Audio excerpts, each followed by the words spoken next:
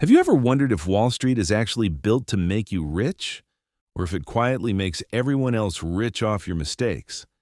Stay with me, because in this episode, we're breaking down one of the most important investing books ever written, and it might completely change how you think about the stock market. Welcome back.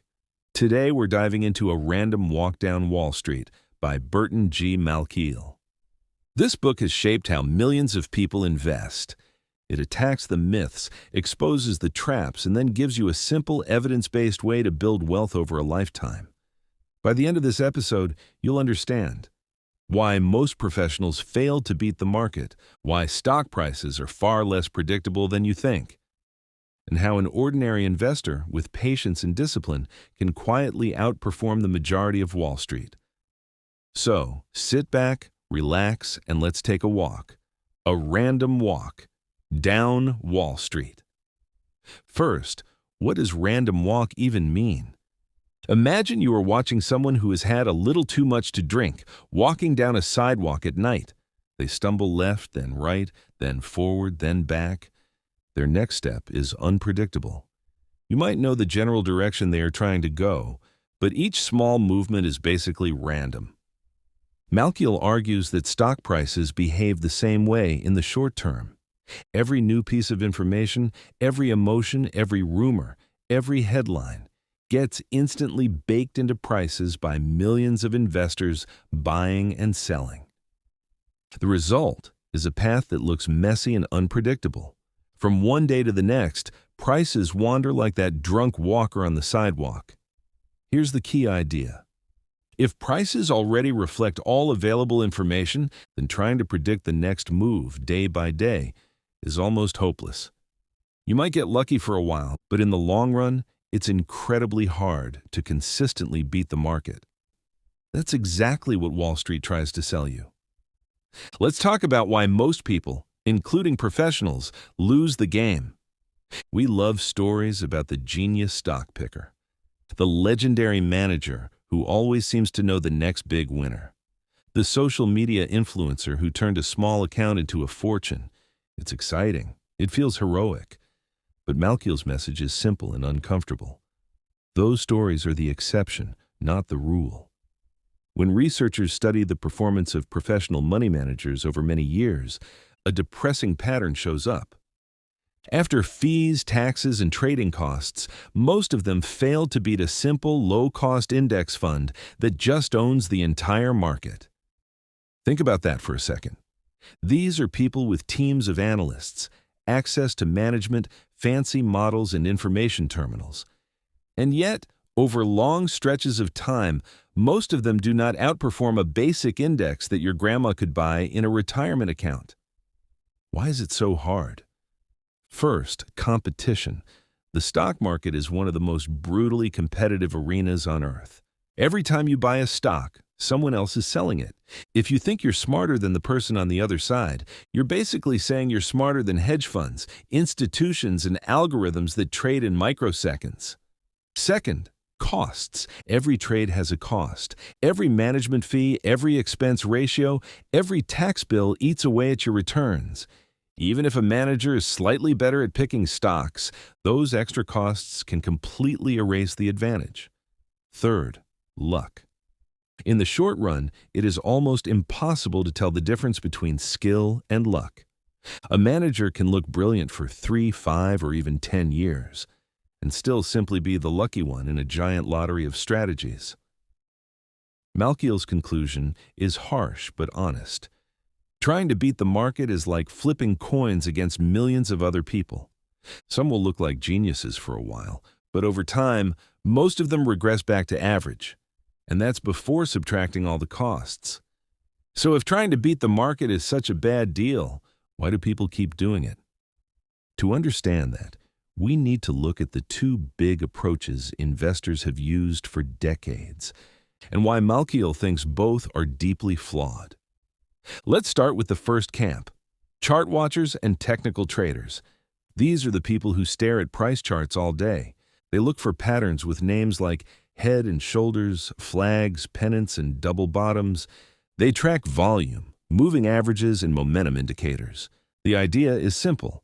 If you study price movements long enough, you can spot repeatable patterns and profit from them. It sounds scientific, it feels analytical, but Malkiel's verdict is blunt. If markets are reasonably efficient, and if prices already reflect all known information, then past price movements tell you almost nothing about where a stock is going next. If you flip a fair coin 10 times and get 8 heads, what's the probability of heads on the next flip? Still 50%. The past streak doesn't change the fairness of the coin. In the same way, a stock that has gone up for 10 days in a row doesn't become due to fall, and a stock that fell for 10 days doesn't automatically become a bargain. The future movement depends on new information, not the old pattern.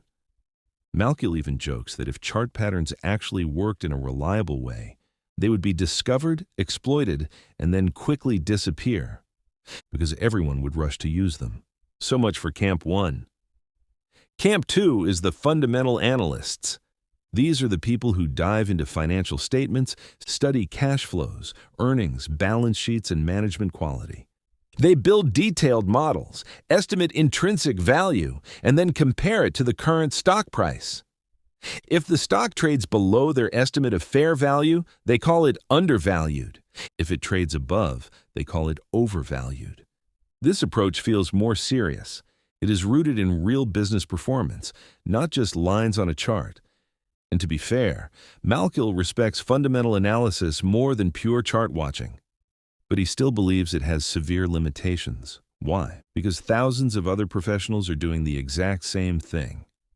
If a company is obviously cheap, you can safely assume that big investors have noticed too. They will buy it, pushing the price up until that obvious bargain disappears. On the other side, if a company looks obviously expensive, many players will short it or avoid it, pushing the price down until the gap closes. In an efficient market, new information gets incorporated into prices almost instantly.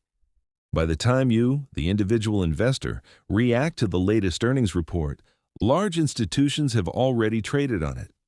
Malkiel doesn't say that fundamental analysis is useless. He says that it's extremely hard to get a consistent edge from it once you factor in competition, costs, and the speed at which information moves.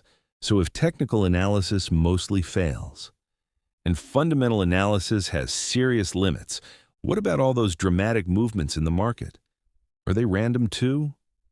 To answer that, Malkiel takes us on a tour through the wildest moments in financial history. Let's talk bubbles and manias. We like to believe that modern investors are rational, data-driven, and sophisticated. But human nature hasn't changed much in hundreds of years. Greed, fear, envy, and the desire to get rich quickly are timeless.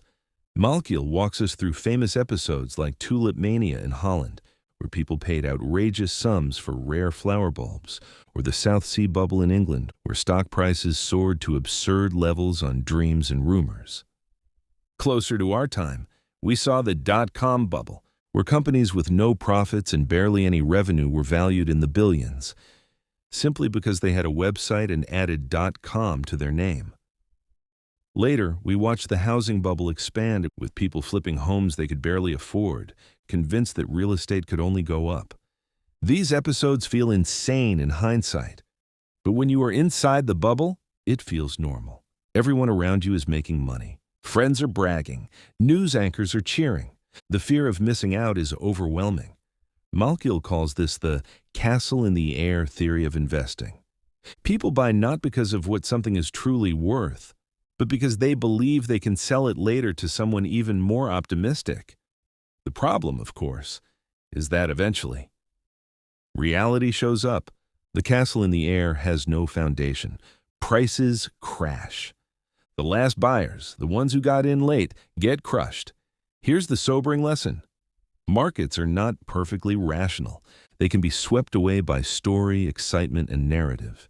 But that doesn't mean they are easy to outsmart. Because during the bubble, you never know when the music will stop. Betting against a bubble too early can be just as deadly as joining it too late. So if speculation is dangerous, and timing bubbles is close to impossible, where does that leave the everyday investor? This is where Malkiel shifts from diagnosis to prescription, and brings in modern portfolio theory. Now we talk about risk, reward, and diversification. One of the most powerful ideas in finance is that risk and return are related. If you want higher potential returns, you have to accept higher risk. If you want safety, you must accept lower expected returns. The trick is not to eliminate risk, but to manage it intelligently. Malkiel explains that a single stock is extremely risky. Anything can happen to one company. A lawsuit, a scandal, a new competitor, a bad CEO, and your investment gets wiped out. But if you own hundreds or even thousands of stocks spread across industries and countries, the risk of any one disaster ruining you drops dramatically. This is diversification. Some risks are specific to a company.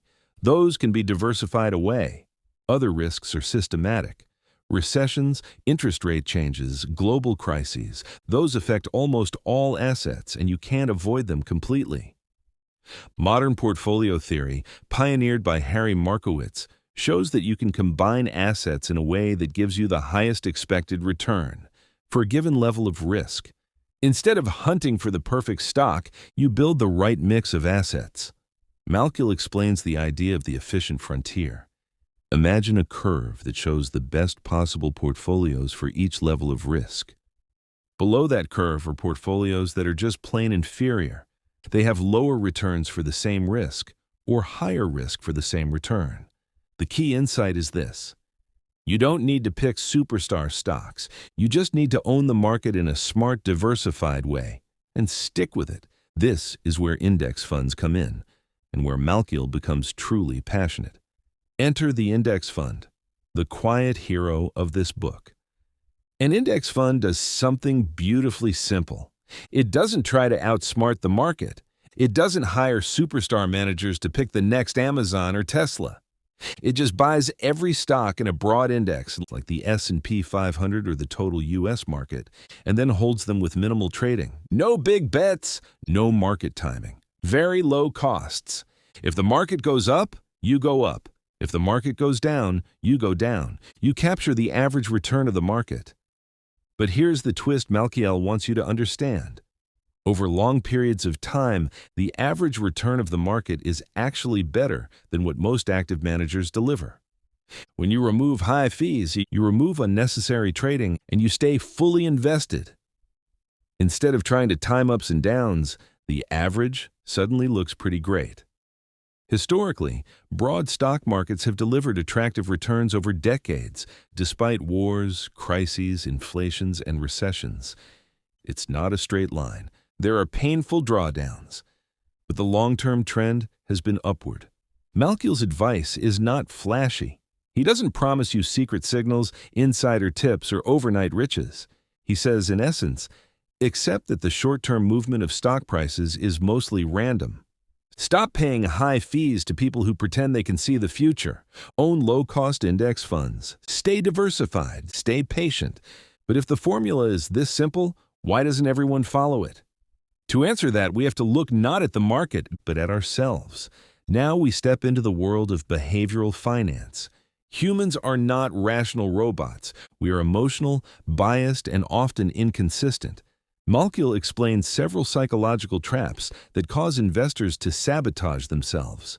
First, overconfidence. We all like to believe we are better than average. Better drivers, better workers, better investors. In the market, that overconfidence leads to excessive trading. We see a pattern, a hunch, a story, and we act on it too quickly. Second, hindsight bias. After something happens, we convince ourselves that it was obvious all along. Of course, that stock was going to explode. Of course, the bubble was going to burst. We rewrite our own, gives us a false sense of predictability and control. Third, herd behavior. We take comfort in doing what everyone else is doing. When markets are soaring, we feel safer buying more because everyone around us is excited. When markets crash, we feel pressure to sell because everyone else seems terrified. We move not based on logic, but on the emotional temperature of the crowd. Fourth, loss aversion. Psychologists have shown that losses hurt about twice as much as gains feel good. Losing $100 feels more painful than gaining $100 feels satisfying.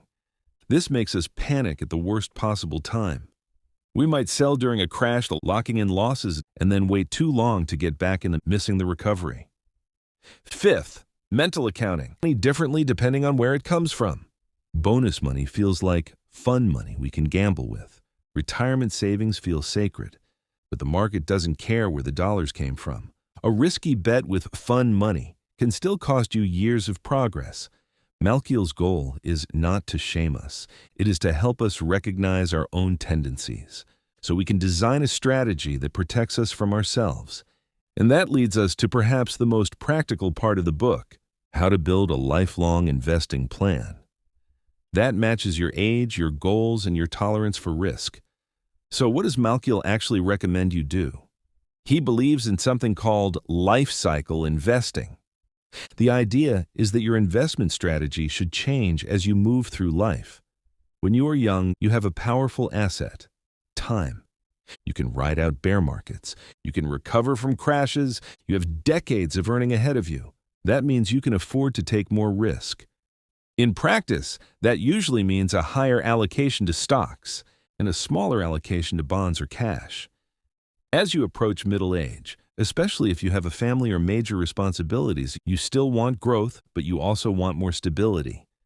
Here, your portfolio might gradually shift toward a mix of stocks and bonds. That feels less volatile. In retirement, your priority shifts again. Now the focus is on preserving your nest egg and generating reliable income.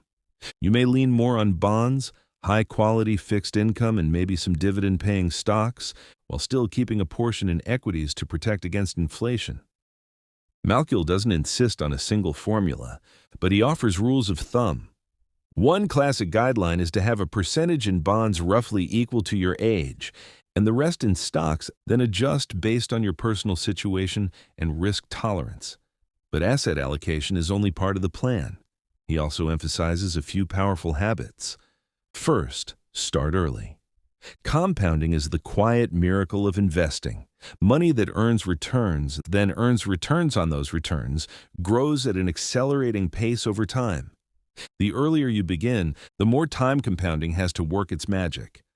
A small amount consistently invested in your 20s can beat a much larger amount started in your 40s. Second, invest regularly. This is often called dollar cost averaging. Instead of trying to guess the perfect moment to jump in, you invest a fixed amount at regular intervals, for example, every month. When prices are high, your fixed contribution buys fewer shares. When prices are low, the same contribution buys more. Over time, this smooths out your purchase price and reduces the emotional pressure of timing the market. Third, keep costs low. Every extra fraction of a percent in fees is money that could have compounded for you instead. This is why Malkiel loves low-cost index funds and exchange-traded funds. They are simple, diversified, and cheap. You keep more of what the market gives you instead of handing it away in management fees and trading commissions. Fourth, use tax-advantaged accounts when possible. In many countries, retirement accounts offer tax benefits. By investing through these vehicles, you can reduce the drag of taxes and allow more of your returns to compound. Fifth, rebalance periodically.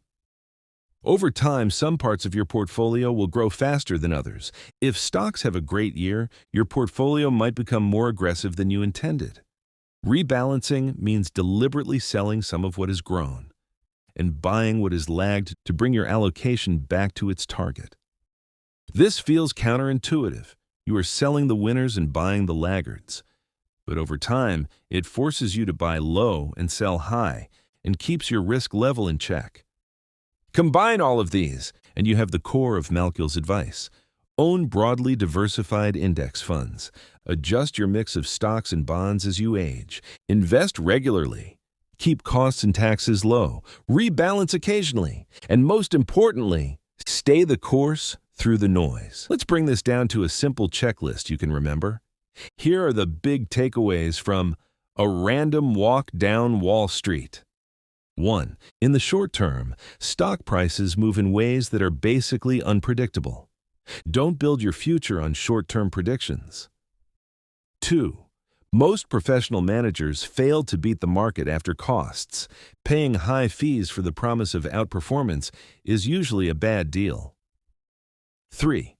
Chart-based strategies and most forms of stock picking are fighting against the idea that markets are reasonably efficient. The odds are stacked against you. 4. Human psychology makes us terrible investors when we act on emotion. Overconfidence, FOMO, herd behavior, and loss aversion push us to buy high and sell low. 5. Diversification and low-cost index funds are your best friends. They allow you to capture the long-term growth of the market without betting your future on a handful of names. 6. Your strategy should match your stage of life. More stocks when you are young, a more balanced mix as you age, and more stability in retirement. 7. Time in the market beats timing the market. Start early, invest regularly, stay invested. If you follow these principles, you might not have the most exciting investment story at dinner parties. You may not double your money overnight. But 20, 30, or 40 years from now, you'll likely be very glad you chose the boring, evidence-based path. Now, let's close with this. The stock market can feel intimidating. It's full of jargon, drama, and big personalities. But Malkiel's message is empowering. You do not need a PhD in finance. You do not need to follow every headline. You do not need to find the next hot stock. You need a simple plan, built on diversification, low costs, and patience, and the emotional strength to stick to it when the world feels chaotic. So, what about you? Are you still trying to outguess the market, chasing tips and short-term moves? Or are you ready to build a long-term strategy? That lets compound interest do the heavy lifting for you.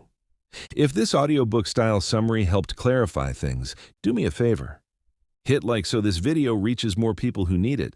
Subscribe for more deep, story-driven summaries of the greatest investing and business books ever written. And in the comments, tell me this. What is one change you are going to make in your investing after hearing Malkiel's ideas? Are you going to cut back on stock picking? Start an index fund position? Increase your monthly contribution? Share your next step below. Your comment might inspire someone else to finally get serious about their financial future. Thank you for walking with me down Wall Street today. Until next time, invest simply, stay patient, and let time and discipline work for you.